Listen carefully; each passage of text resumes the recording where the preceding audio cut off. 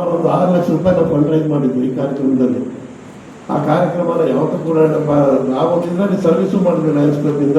ಆ ಕಾರ್ಯಕ್ರಮನ ಯಾವತ್ತೂ ಕೂಡ ನಾವು ಮರೀಲಿಕ್ಕಾಗೋದಿಲ್ಲ. ಆ ನಂತರ ನಮ್ಮ ಪ್ರಸನ್ನ ಕುಮಾರ್ ಅವರ ಒಂದು ಸಂಪರ್ಕ ನಿರಂತರವಾಗಿ ನಡ್ಕೊಂಡು ಬಂದಿದೆ.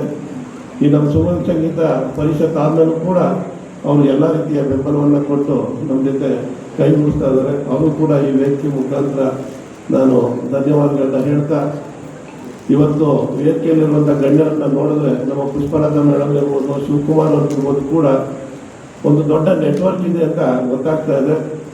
ಈ ನೆಟ್ವರ್ಕ್ ಮುಖಾಂತರ ಅವರು ಇನ್ನೊಂದಷ್ಟು ಸಂಗೀತದ ಕಾರ್ಯಕ್ರಮಗಳನ್ನ ಹೆಚ್ಚು ಹೆಚ್ಚಾಗಿ ಮಾಡಿ ನಮ್ಮ ಸಂಸ್ಕೃತಿಯನ್ನು ಇನ್ನೊಂದಷ್ಟು ಹೆಚ್ಚು ಮುಂದಕ್ಕೆ ತಗೊಂಡು ಹೋಗಲಿ ಅಂತ ಹೇಳ್ತಾ, ಇವತ್ತು ಸನ್ಮಾನವನ್ನು ಸ್ವೀಕರಿಸ್ತಿರುವಂಥ ಎಲ್ಲ ಸಾಧಕರಿಗೂ, ಮಹಿಳಾ ಸಾಧಕರಿಗೂ ಕೂಡ ನಾನು ಅಭಿನಂದನೆಗಳನ್ನ ಹೇಳ್ತಾ ನನ್ನ ಮಾತಿನ ವಿರಮಿಸಿ ನಮಸ್ಕಾರ.